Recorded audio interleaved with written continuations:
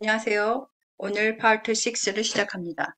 저번 파트에서 순결에 대한 이야기를 하고 있었는데 오늘 그것을 다시 부연 설명하는 것으로 시작합니다.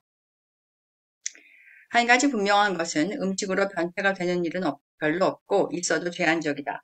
하지만 성적인 탐닉은 엄청난 변태로 되거나 치료하기도 어려워 상상할 수 없는 결과를 초래한다. 요즘처럼 자유로운 세상에서 성이 억압받고 있다고들 말하는데 사실 지금처럼 성적 권리를 강조하고 그 중요성을 피력한 시대가 있었을까 싶을 정도다. 요즘 사람들은 성을 억압하는 봉건적인 사고에서 발표하면 천국 같은 세상이 올 것이라 생각하지만 그것은 사실이 아니다. 캠페인들은 성이 억압되어서 사회가 얼마나 성적으로 문란해졌는가 말한다. 하지만 현실을 보면 그렇지 않음을 알 수 있다. 지난 20년간 성은 결코 억압된 적이 없다. 매일매일 성에 대한 이야기만 하고 있는데도 사회는 여전히 문란하다. 만약 성적 억압이 본질적인 문제라면 풀어주면 해결될 것이다. 하지만 풀어주는 것이 문제를 해결하겠는가? 성적 욕구는 억압하기 때문에 문제가 되는 것이 아니라 풀어줘서 문제다. 그러므로 이 세상이 금욕으로 돌아설 수밖에 없는 진정한 이유는 개방해주면 너무 성이 문란해져서라는 말이 맞다. 현대인들은 또 성은 수치스러운 것이 아니다 라고 말한다. 옳은 말이다. 인간이 종족 보존을 하고 쾌락을 느낀다는 것은 수치스러운 일이 아니다. 기독교의 입장도 그렇다. 만약 천지창조 후 사람이 에덴에서 죄에 빠지지 않았다면 성적 쾌락은 더욱 컸을 것이라고 한다.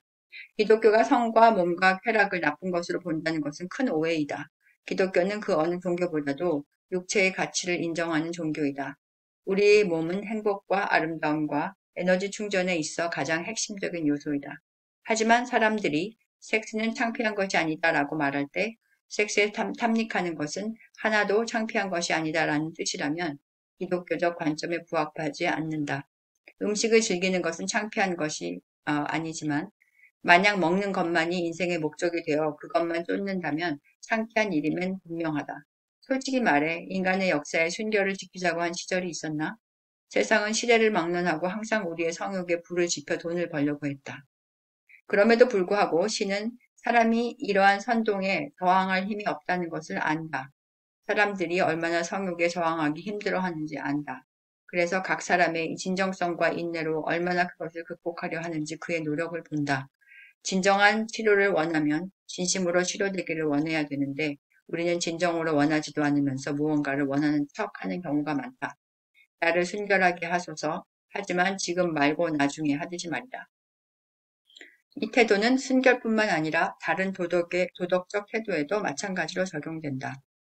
그런데 지금 이 시대에 순결을 지키기 어려운 이유들이 또 있다. 첫째로 악마 같은 사회의 캠페인이 비정상적인 성욕을 부추긴다. 이들은 우리의 성적 욕망이 지극히 자연스럽고 건강하다 말한다. 하지만 이것은 완벽한 거짓말이다. 어떤 욕구든지 그 욕구를 자제하지 못하는 사람들이 건강을 잃는다. 모든 행복은 억제하면서 온다. 욕구를 억제하고 자제를 허락하는 것이 즉 운동하기는 싫지만 그 게으름을 억제하고 운동할 때 더 먹고 싶지만 그 식욕을 억제하고 덜 먹을 때 이것이 건강을 지키는 비결이다. 이 억제하라는 기독교의 원칙은 모든 건강과 도덕에 적용된다. 기독교적인 절대가 본능을 컨트롤하는 것은 욕구를 조절하여 가장 건강하고 정상적인 기능을 하게 함을 말한다. 기독교적 금욕은 방종의 반대편에 서 있고 본능을 억압하지 않는다. 기독교적 관점의 금욕이 엄격한 것은 사실이지만 그 대신 신의 은혜로 방종으로 가는 것을 자제할 수 있는 도움을 얻게 된다는 것을 기억하자. 많은 사람들이 기독교적 금욕을 시도하는 것의 회의적인 이유는 실행이 불가능하다고 믿기 때문이다. 하지만 인간은 무엇을 시도하기 전에 불가능을 생각하지 말아야 한다. 만약 선택할 수 있는 시험이라면 이것을 할 수 있을까 없을까 생각하고 대개 못할 것이라고 생각하지만 만약 그 시험이 필수라면 어떻게든 최선으로 치우려고 노력할 것이다. 험한 산을 오르는 것이나 스케이트나 자전거나 수영을 배우는 것이나 모든 일에 있어서 하기 전에는 불가능할 것처럼 보였던 일들을 인간은 해낸다. 어떤 일을 해야만 하고 또 신의 은혜로 그들을 해낸다는 것은 정말 축복받은 일이다. 둘째로 완벽한 순결은 인간으로서는 도저히 다다르지 못할 경지의 것이라는 생각이다. 맞다. 그래서 우리는 신의 도움을 받아야 한다. 물론 그 도움이 전혀 없는 것처럼 보일 수도 있고 또한 실패도 계속하겠지만 신이 우리를 도와준다는 의미는 그 노력을 계속할 수 있도록 반복할 수 있는 힘을 준다는 데 있다. 이 노력의 과정이 우리의 영혼을 단련시킨다. 자제하려는 노력을 할 때 우리가 믿던 우리 스스로의 능력에 대한 환상을 깨고 신에게 의존하는 것이 무엇인지 배운다. 우리는 우리가 아무리 잘나도 우리의 의지라는 것이 얼마나 약한지, 그래서 믿을 수가 없는 것인지 알게 되고, 또한 우리의 저지르는 실수가 그때마다 신에 의해 용서되기 때문에 우리가 아무리 못나도 절망하지 않을 수 있다는 것을 깨닫게 된다. 가장 나쁜 태도는 이 정도면 괜찮다는 자기 타협이다. 완벽은 불가능하다고 치부하고 어느 정도 수준에 안주하는 태도를 말한다. 이것은 신을 거부하는 태도이다. 셋째로 사람은 심리학에서 말하는 억제라는 용어를 오해한다. 억압된 성욕은 위험하다 한다. 여기서 억압이라 함은 무의식적인 repressed이지 의식적인 suppressed or resist의 의미가 아니다. 무의식 세계에서 억압된 repressed 욕구는 우리가 알 수 없는 방면으로 표출된다. repressed sexuality는 성적인 방면으로 나타나지 않는다. 만약 의식적으로 욕구를 억제하려는 사람이 있다면 그것은 repressed가 아니다. 그리고 위험하지도 않다. 왜냐하면 그렇게 억제하는 노력을 해봐야 자신의 성적 욕구가 어떤 것인지 더 확실히 알게 되기 때문이다. 마치 나의 적들을 알게 되는 것과 같다. 셜록 홈즈가 범죄자들이 누구인지 알고 쥐잡는 사람이 쥐를 알고 파이프 처리하는 사람이 더러운 파이프를 알듯이 도덕을 실천하는 삶은 마치 빛으로 모든 것을 밝게 비추어 선명히 알게 된 것 같다. 하지만 부도덕은 안개로 모든 것을 덮고 흐리게 하여 보이지 않게 만듦과 같다. 마지막으로 기독교에서 가장 강조하는 덕목은 순결이 아님을 명심하자. 기독교가 순결하지 않은 것을 최고의 악덕으로 본다고 안다면 그것은 오해다. 육체적인 타락은 물론 나쁜 것이지만 다른 정신적 악에 비교할 때 가장 강도가 약한 것이다. 기독교에서 가장 악덕하다 말하는 것은 몸에서 비롯되지 않는다. 다른 사람들을 이간하고 자만하고 뒤에서 공격하고 희말에 휘둘리는 사람들을 보며 즐거워하고 자신보다 월등한 사람을 미워하는 등 이러한 정신적인 것들이다. 인간의 내부엔 인간이 원래 가지고 있던 신의 성품대로 가려는 도덕성과 반대로 가는 두 가지의 적이 있다. 하나는 동물적인 성질의 성욕, 식욕, 게으름, 다른 하나는 악마적인 성격의 자만, 미움, 위선, 무략 이런 것이다. 이 두 가지 적들 중에서 더 나쁘고 흉악한 것이 바로 후자의 악마적인 적이다. 물론 둘 다 범하지 말아야 하지만 매주 교회에 가는 열성 신도라도 냉혹하고 자기 말만 옳은 사람이라면 몸을 파는 상녀보다 훨씬 지옥에 갈 가능성이 높다고 할 수 있다. 기독교적 관점에서의 결혼. 기독교의 결혼에 대한 관점은 매우 특별해서 세상의 관념과 꽤 다르다. 기독교에서 결혼은 서로 뗄래야 뗄 수 없는 존재들을 말한다. 즉 바이올린과 그것을 켜는 활과 같아서 아내가 바이올린이라면 남편이 활이니 그 둘이 있어야만 악기로서의 역할을 할 수 있다. 그 둘 중에서 어느 하나가 없으면 악기로서의 아무런 의미가 없어진다. 성적인 연합은 모든 다른 성 형태의 연합과 비슷하지만 또 한편으로는 엄밀히 구별되어야 한다. 다시 말해 같은 기쁨이라 해서 성적인 기쁨이 먹는 기쁨과 똑같은 것이라고 말할 수 없다. 그들은 연관되어 있지만 또 구별된다. 결혼에 있어 성적인 결합을 따로 떼어 생각하지 말아야 하지만 또한 그것만을 얻는 방법으로도 생각하지 말아야 한다. 그러니까 먹는다는 행위는 결혼은 맛만 보려고 씹고 뱉어버리는 것이 아닌 음식을 씹고 삼켜서 소화시키는 것을 말하는 것처럼 결혼이라는 것은 성적인 결합을 포함한 모든 연합을 평생 지속하여 폐하게 할 수 없는 언약을 하는 것이다.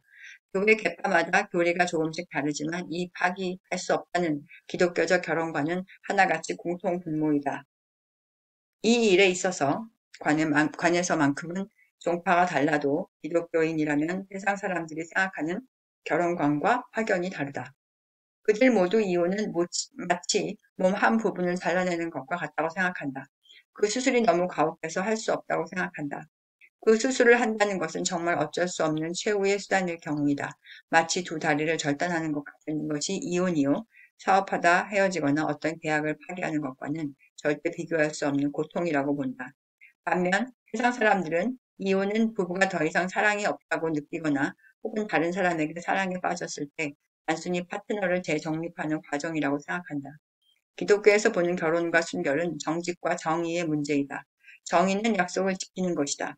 모든 사람 앞에서 결혼 서약을 하는 현대인들은 파트너와 죽을 때까지 함께 하겠다고 맹세한다. 약속은 모든 약속이 그렇듯이 어디까지나 약속이다. 사람들의 성적인 충동이 컨트롤되어야 하는 다른 충동들과 마찬가지라고 할 수 있지만 성적 충동은 다른 충동에 비해 매우 휘발성이 강하다. 그러므로 특히 더 조심하여 약속을 깨지 않도록 노력해야 한다. 만약 결혼식에서 한 약속을 단지 형식적인 서약에 지나지 않는다 한다면, 그래서 처음부터 반드시 지킬 의도가 아니었다면 그것은 신을 속이려 했단 말이 된다. 이건 정말 어리석은 짓이다. 혹은 하객들을 속이려고 했다면 사기꾼이다. 신랑 신부가 결혼에 따라 붙는 동경과 엄숙함에 대한 값을 지불하려 하지 않으면서 그것을 원한다면, 그리고 자신들은 거짓말장이가 아니라고 한다면 물론 더 이상 할 말은 없다. 그런 정직하지 않으려는 사람들에게 무슨 순결의 의미를 논하겠는가. 하지만 그들이 한 약속 때문에 가책을 받는다면, 그리고 정직하게 원한다면 이것이 바로 그들의 명예가 훼손된 문제이기 때문에 그렇다. 만약 이러한 관점의 결혼을 믿지 않는다면, 약속을 지킬 마음 없이 가볍게 서약하는 것이라면 그보다 차라리 결혼 서약 없이 동거하는 것이 낫다. 그런데 결혼 서약 없이 사는 것은 하나님 앞에 또 다른 죄가 된다. 모든 죄는 그것을 피하려고 다른 죄로 덮어도 결국 죄라는 테두리를 벗어나지 못한다. 순결하지 못함, 즉 결혼 안 하고 육체적인 관계로 사는 것은 결혼을 가짜로 서약하여 정의롭지 못하게 되는 그 상황에 대한 해결책이 될 수 없다. 사랑이 있어야만 결혼 생활을 유지한다는 것은 결혼 서약을 너무나 가볍게 생각하는 것이다. 만약 사랑의 열정만이 결혼의 조건이라면 약속은 그 안에 들어갈 자리가 없다. 만약 서약이 들어갈 자리가 없다면 서약은 하지 말아야 한다. 아이러니한 것은 사랑과 서약은 불가분의 관계이다. 사랑한다면 자연스럽게 그 서약이 얼마나 중요한 조건인지 안다. 사랑하는 사람들은 한결같이 그들 스스로를 약속으로 서로 묶으려고 하지 않는가. 사랑의 노래들만 봐도 모두 약속과 영원의 번치 않음을 노래하고 있다. 기독교적 관점 아래 사랑의 열정은 결혼의 필요 조건이 아니다. 왜냐하면 그 열정의 본질이 무엇인지 알기 때문이다. 그럼에도 사랑을 서약하도록 하는 이유는 결혼이 그들에게 어떤 의무를 져야 하는지를 말하고 있는지 심각하게 생각해 보도록 일깨우고자 하는 것이다. 결혼의 서약은 그들이 하려는 약속이 얼마나 중요한지 일깨우고 다시 한번 숙고하도록 하는 데에 있다. 물론 결혼 서약을 할 때 사람들은 정말 지키고자 좋은 의도를 갖고 있다. 하지만 평생 사랑하는 것이 정말 가능하다고 생각하지는 않는 것 같다. 그런데 가만 생각해 보면 약속은 내가 할 수 있는 것에 관해서 하겠다고 맹세하는 것이다. 지킬 수 없는 영역의 것은 약속 자체를 할 수가 없다. 앞으로 배가 계속 고프겠다든지, 앞으로 머리가 영원히 안 아프겠다든지 하는 약속은 할 수가 없다. 앞으로 사랑이라는 감정을 영원히 갖겠다는 그 느낌에 약속하는 것이 아니다. 영원한 사랑에 대한 약속은 감정에 대한 것이 아니라 의지의 표현이다. 가정을 만들어 아이들을 양육하고, 남성은 여성을 보호하고, 여성은 남성을 보필하는 것 등. 그래서 약속은 그렇게 개인이 할 수 있는 일에 관해 하겠다는 맹세이고 의지여서 인간의 정직과 정의에 연결된다. 오늘은 여기까지 하겠습니다. 다음 시간에는 파트 7에서 더욱더 결혼에 대한 이야기를 하고자 합니다. 감사합니다.